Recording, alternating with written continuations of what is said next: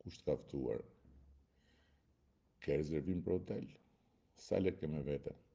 Po sa do rish? Po kur do ikësh? Do më thënë ti s'ke hy akoma? Ai thot, po kur do ikësh? Dhe kush do të ri? Kërkon azil. Ose rrisi ilegal.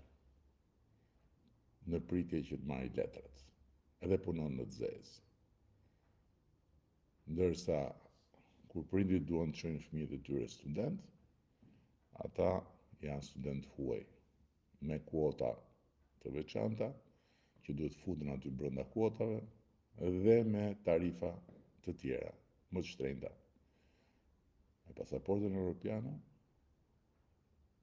fëmijët shkojnë, studiojnë si student europian, njësoj. Ti shkon atje dhe je qytetar europian.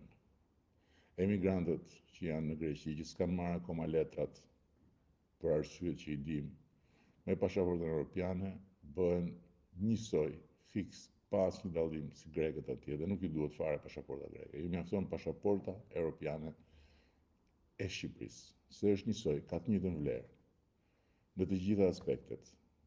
Ka të njëjtën vlerë përpara ligjit, ka të njëjtën vlerë përpara shërbimeve, ka të njëjtën vlerë përpara sigurimeve, ka të njëjtën vlerë ku shkon për të marrë një këshill të mjeku apo për të kuruar në spital, të njëjtën vlerë.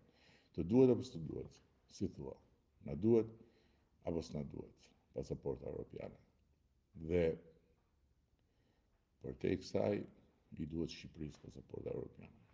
I duhet Shqipërisë pasaporta europiane, se në momentin që futen në Bashkimin Evropian, kemi dhe një buxhet ekstra nga Bashkimi Evropian.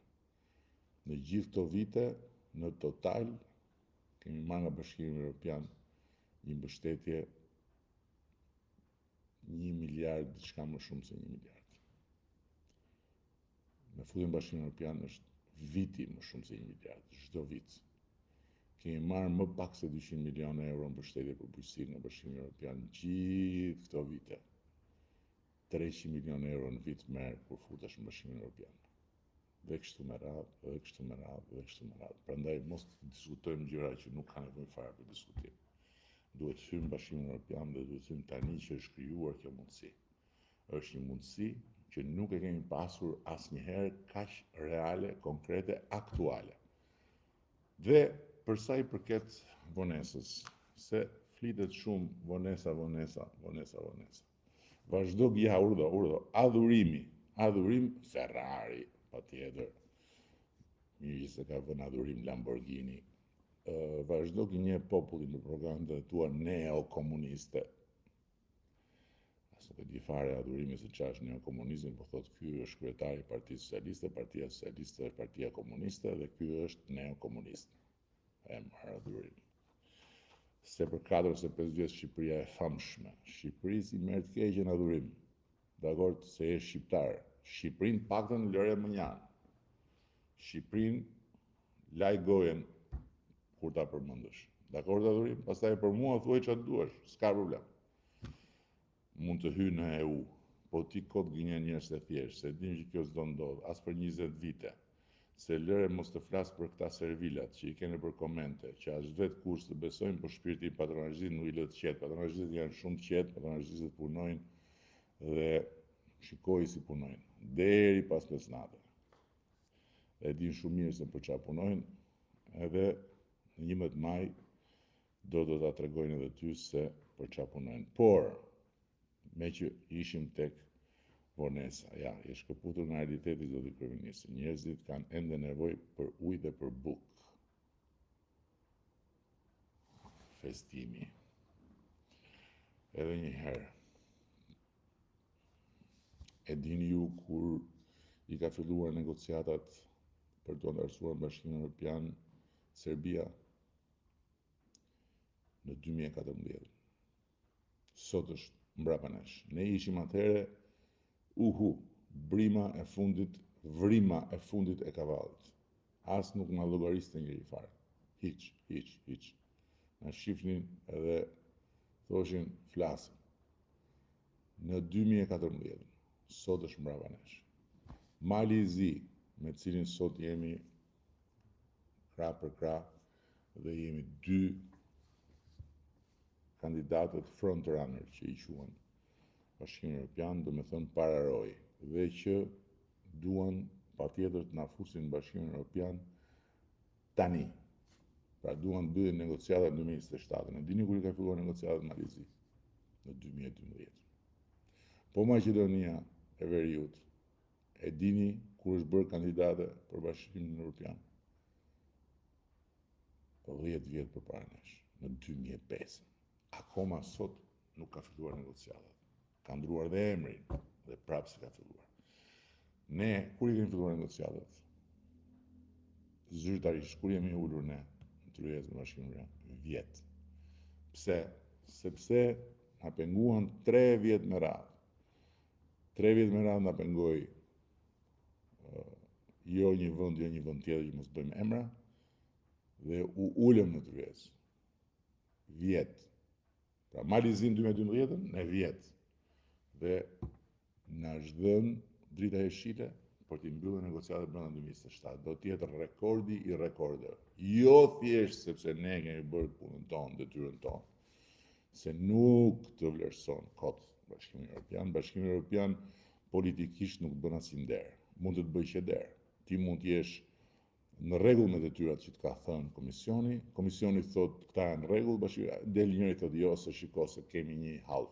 E pat, edhe vjet halli që kishin me fqijët, janë antar Bashkimit Evropian. Por ama që të thotë lëre mbylli syt se hajde se kanë bërë mirë të gjë, po ti ndihmojmë të ecim përpara se bën kurrë. Sepse të futen në Bashkimin Evropian do të thotë kesh bërë një shtet me institucione që funksionojnë. Dhe këtë nuk mund ta diskutojmë ne këtu, kur Bashkimi Evropian thotë po e ke bërë. Kështu që në atë rrugë jemi, atë po bëjmë. Prandaj nuk bëj fjalë fare 0,000 deri 10 vjet përpara, se ne s'kishim shtet. Ne kishim një rrumpall këtu. Dakord? Edhe këta që thonë ujë dritat, me siguri ju kanë ngelur ora atje, ose pastaj janë nën efektin e zhurmës dhe të ujit të Knedës, pinë ujë Knede. Ose pinë ujë Knede, s'kemi çfarë bëjmë. Mozaiku është gjëja e fundit që çon njeriu në mendje në këto ditë të vështira. Ka fjalë për mozaikun e Tiranës, po mos e çotin në mendje, s'ka problem, po Tirana mos harroj që është destinacion turistik. Dhe njerëzit që vinë janë miliona. Dhe me qëra fjala, vitin e kaluar patëm 12 milion turistë në Shqipëri, dhe në janar shkurt këtij viti kemi 20% më shumë se janar shkurt vitit kaluar. Kështu që ata e duan edhe kulturën shqiptare, ata i duan edhe muzet. 10 muze kemi bërë në këto vite, 10. Dakord? Edhe 10 teatro kemi rindërtuar apo bërë komplet nga e para, siç është Art Urbina në Tiranë, ndërkohë po ndërtojmë dhe teatrin e madh kombëtar. Tani i duan fëmijët, i duan të rinjt, i duan ardashësit, nuk i do ti, dakord, si e fare i detyruar që ti duash.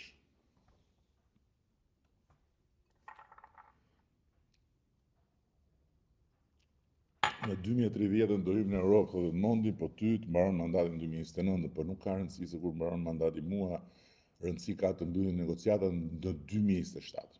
Ky është qëllimi. Në 2027 do të mbyllen negociatat. Dhe në 11 maj të gjithë do të fokusohen tek negociatat, jo tek partitë. Në 11 maj vota është për të mos pasur asnjë ditë të humbur me negociatat.